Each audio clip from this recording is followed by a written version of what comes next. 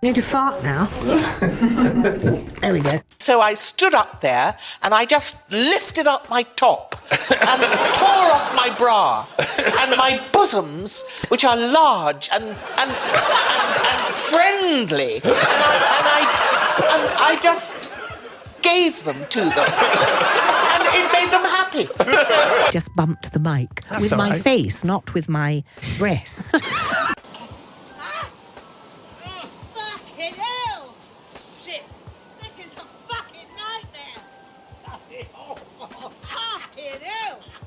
Of one of the first jobs being, you know, sort of like radio porn. But it was audio, not visual. Right. Yes. I've never bared myself for sex in that way. No. You know, for money. Yes. I did it on a microphone. At a microphone. Whatever floats your boat, Miriam. It was Sexy Sonia, leaves from my schoolgirl diary. And it was just a rather nasty episode which people could take home and pleasure themselves with. Whether she's on live TV, talking to British royalty, or sitting next to A-listers, Miriam Margolyes blurts the most wildly unhinged things imaginable. And we couldn't love her more for it. Can they pay you to do anything, Miriam? I wouldn't... Am I allowed to say that? No. I wouldn't eat feces. Thank you. We do love the preferred meat. From admitting why she hated Arnold Schwarzenegger, He farted in my face. He did it deliberately, and it was vile. to teaching Leonardo DiCaprio how to bathe. Between the legs and in the groin and under the arms and under the breasts. Let's see once and for all why Miriam Margolyes is a treasure that keeps on giving. So I just flung off my brassiere. I heard you killed two guys. I wounded them. I didn't kill them. They died with smiles on their faces. Starting with her experience filming the apocalyptic supernatural horror End of Days. You know most actors beg to work with Arnold Schwarzenegger. Miriam, she considers it an apocalyptic nightmare. After all, Arnie did her absolutely dirty. There's a lovely story in there about things going slightly slack at the back in front of Arnold Schwarzenegger, which... Well, I'm not going to say I don't like him. I didn't like him at the time because he farted in my face. And he farted in my face because I let one out in rehearsal. But I was actually, you know, on the ground being killed by him as a glass table slicing me. And he farted in my face. He did it deliberately. And it was vile. Now, sometimes my farts are smelly and sometimes they're not.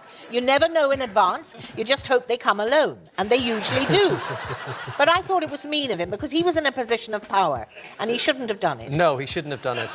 Before you knew it, this conversation took a turn to Miriam's rules about farting. I didn't realize there was such a thing as fart etiquette, but you have a few rules in here about you kind of have to claim your farts even if you're in a lift. Yes, and you must warn people first.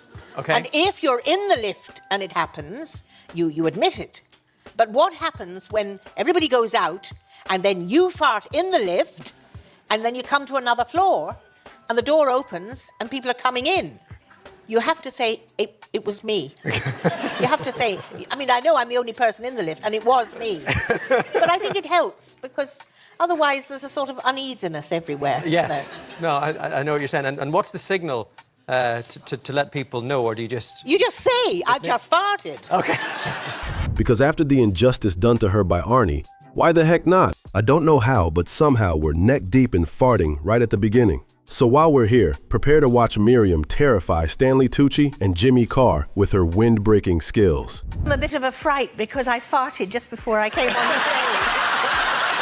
I'm really sorry, that's why they came out with a bit of a rush.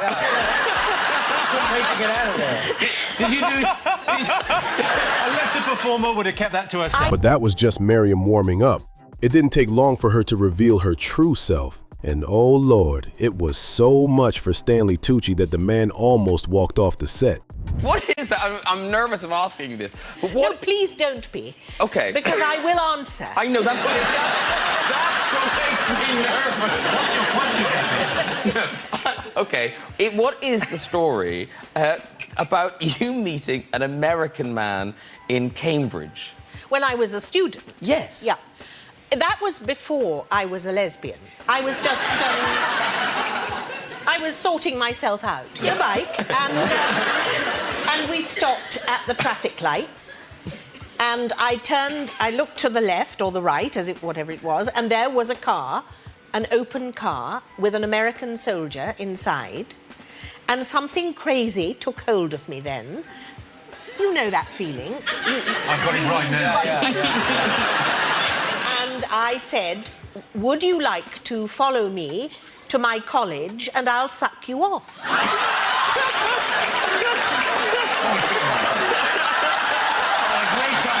Poor Stan was traumatized.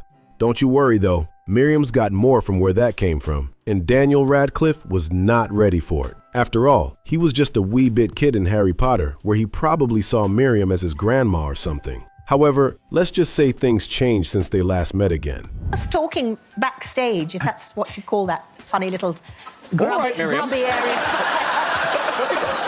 apparently it's 20 years since Harry Potter came out. Since we started filming the first one. And your balls have dropped since then, I can tell you that. It's a relief to us all. Trust me, she's still got so many more A-lister celebrities to traumatize, like DiCaprio and Paul Rudd.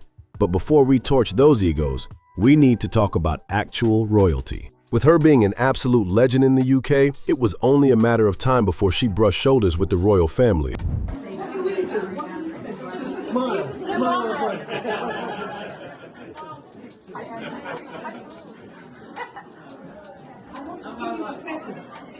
Now this is the other one. This is Jane Austen.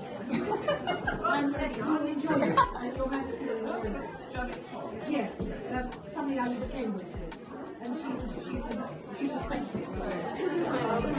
Didn't you once nearly cause an issue with the Queen, though? When you... Well, it was embarrassing. I was trying to curtsy, and I'm unsteady on my feet now because I've got spinal stenosis. So I held on to Her Majesty, and suddenly I tottered, and I could feel that she was tottering too, and I thought I would bring her down on top of me, which I didn't want. No, I may be gay, but there are limits, you know. But her most memorable interaction was actually with the OG Queen Elizabeth II, who actually scolded her to shut the F up. Trust me, that's not me joking. So, the Queen. Yes, so I said to the equerry, I'd love to meet the Queen. Would it be possible? I know she mingles with those assembled here today. And he said, oh, yes, it's very possible. You just form a semicircle, smile, and if she happens to glance in your direction, see you smiling, she will come towards you. And so she came over to us, and she stood in front of me, and she said, and what do you do? And instead of replying in a normal way, Mum, I read books on tape, audio books, I said, Your Majesty, I am the best reader of stories in the whole world. Well, of course, she looked at me and she went, and immediately moved away to the next person at my side. And she said, and what do you do? And he said, well, Mum, I teach dyslexic children to read. I interrupted the conversation and said, really, my goodness, I didn't know that. That's amazing. And Her Majesty turned to me, furious at my rudeness in interrupting them, and said, be quiet. Well, everybody looked down with embarrassment, but I refused to be downed by this. And so I said, I'm so sorry, Your Majesty, I got carried away with excitement.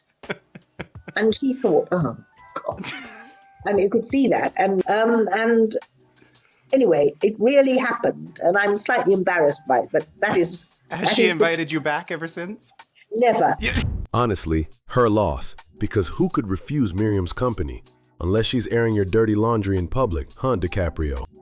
On This Morning, she revealed her experience working with a young Leo DiCaprio on Romeo and Juliet. particularly his hygiene or lack thereof, and how to fix the situation. Romeo and Juliet, or you worked with Leonardo DiCaprio. Oh, yes. Who you had a great relationship with. You thought he was wonderful. You went shopping together. I mean, he looked gorgeous back then, but he didn't necessarily smell so great. He was a bit smelly because Right. it was very hot in Mexico. And I think young boys, and he was very young at the time, they don't make themselves fragrant. You know, they don't wash all the bits. I was telling the lovely boy Dylan, who looks after me here, that he's got to wash, you know, every bit. Every bit. We said that. Strangely, Dylan just handed his notice in. Oh, it's amazing. They did say that your research chat with Dylan was legendary. He's not quite the same. Apparently it's upset his mum. I think so, he told me. But, you know, fat people, and he was young and slim, but I don't think he washed for weeks. Oh. And after a while, you notice it. But you met up with, and we are still talking about Leonardo DiCaprio here, Yes. not Dylan. So you met him later and he smells a lot better. He's fragrant now. Oh, that's he's good. lovely. That's And he's good. a very nice man, a generous sweetheart. And we loved shopping together. But I kept saying to him, you know, have a wash. Just Dear boy DiCaprio must be cringing hard at Miriam making his hygiene public. But perhaps not more than when she had theories about his freaking sexuality. I thought at the time, this was in Romeo and Juliet, that he was gay because he kept wearing a dress. But he wasn't, he isn't, and I was wrong.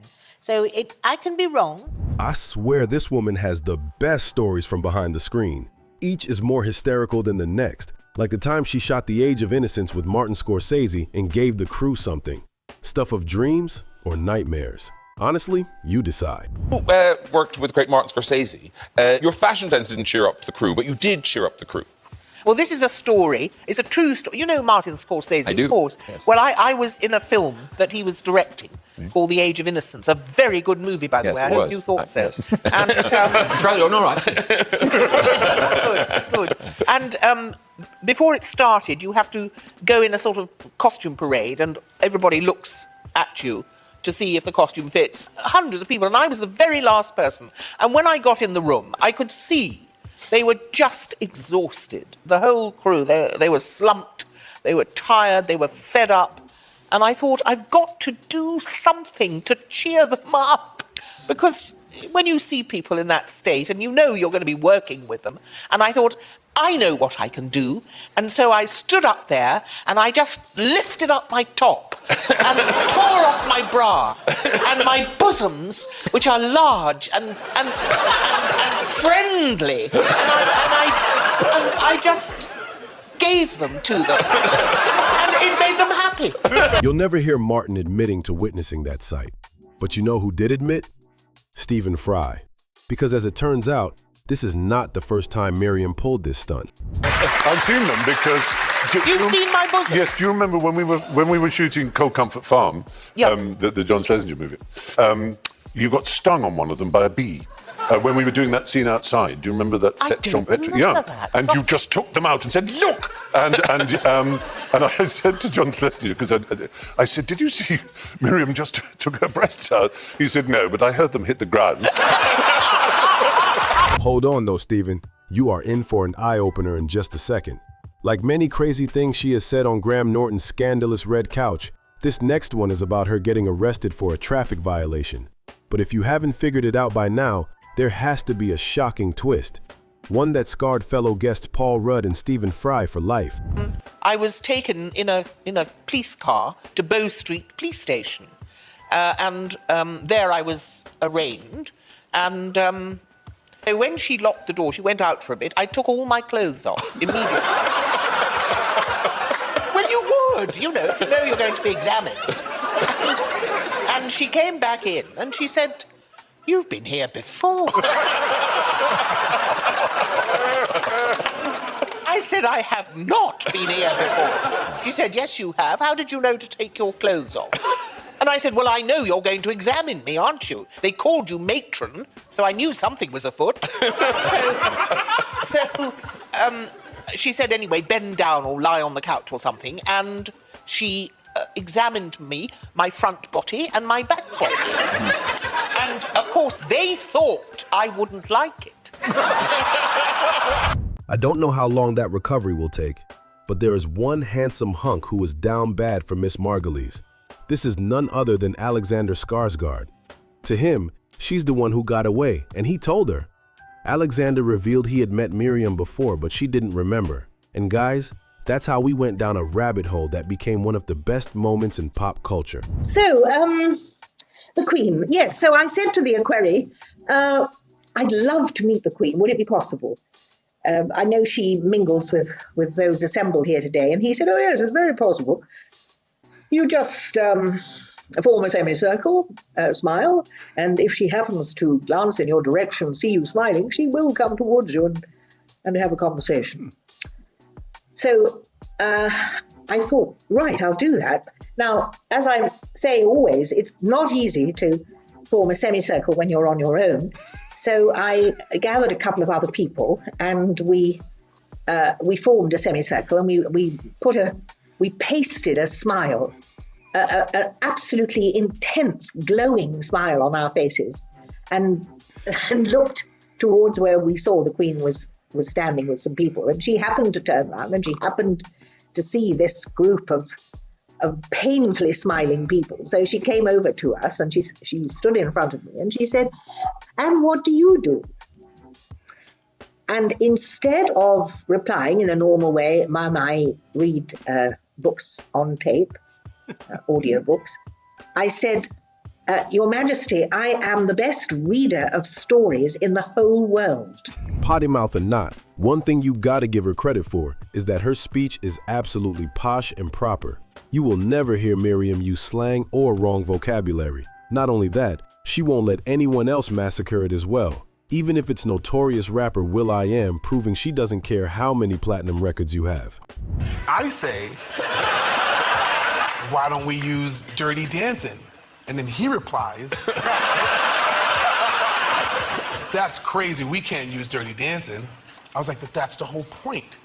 You don't say I was like, that's the whole point. But I'm not, you don't say that. I'm not you say that's the whole point. You don't need like, right? By the way, everybody, please stop using the word like. I don't like it. She feels very sorry about this. Yeah, but how about if I said I like you? That's different. You're using it as a verb. I would say, usually I'll be like... You see, it's a habit. No, it's quicker. It's like... It's not like. It is. Yo, what are we gonna do today? I don't know what we're gonna do. So he was like, and I was like, and so then we put it on the table and it was like, bam! That wasn't the best of Will. In fact, this William had another Royal William up his sleeve to confuse Miriam. There's you with Will.i.am is. I love the fact that you've out-royaled him with your outfit there as well. Who is that gentleman? That's Prince William.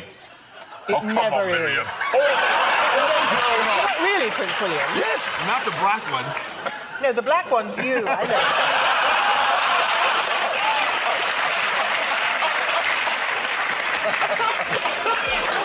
That was Prince William. Yes, Prince William. Yeah. She tears down rappers, actors, and royalty without breaking a sweat. So why would the British government be any different? In fact, her opinion on the government has put her in trouble. But does this iconic woman even care? Let's find out. What are your thoughts on the current government?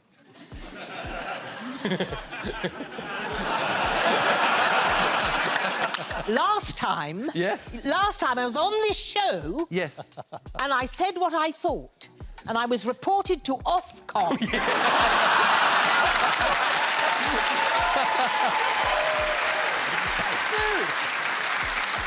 And none of you bloody well rang me up. Was it the language that Miriam used, or it wasn't the sentiment expressed? It wasn't the opinion, it was the language, is that... The first time it was the language, the second time it was the sentiment. Neither have changed. Honestly, this woman is a pure, unhinged force of nature. While most people her age play it safe, Miriam lives life with zero breaks, delivering a relentless, unfiltered showcase of her most jaw-dropping, legendary moments that prove she simply cannot be tamed. And I wouldn't want it any other way. She's a mad old bat. Who the fuck's she? Oh, you're a bit of a weirdo. I think I want to go home now. My God. you like my outfit? Not much. Oh, it's like making an espresso the Italian way. Yeah. How much is that? $6. I'm going to fart.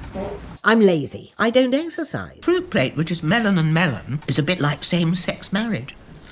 Delicious. How old are you? Farmer's market in Bowden Bay. He's got energy. An influencer. What the fuck is that?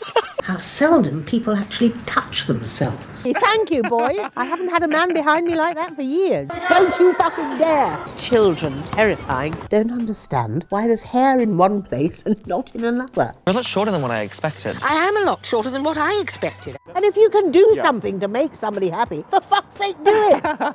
And if you thought her adventures were crazy, just wait until you hear about her swimming escapades. Because when Miriam hits the water, all normal social rules are tossed out the window. Prepare yourself for the most hilarious pool encounter in television history. Good morning. I just want to ask you, is it warm? Zero. You've got no problems. And there's no piss and shit in it, do you think? Not yet. Oh, it is warm. This is the hottest pool I've ever been in. What's your name? I'm David. You're? I'm Miriam. Oh, the hot tubs. They're very good for you, you know. Are they? They are. Usually in hot places you get vaginal infections, but I suppose you don't have to worry. Maybe in the next life. Now I'm going to fart, so if Are you? Yeah, Oh, so well, if I you probably won't notice. No, well, if you see bubbles, there you go. At the end of the day, Miriam Margolyes is an absolute living legend who reminds us how much fun life is when you stop giving a damn what anyone thinks. But what about you? Do you think you'd ever have the balls to live half the life Miriam has lived, or you just want to live vicariously through her? Confess in the comments below. And if you know you couldn't survive 5 minutes on a couch with her, hit that subscribe button so you never miss out on the next breakdown. I have so many more of her iconic moments, so maybe a part 2 coming soon. Keep an eye out. Peace out.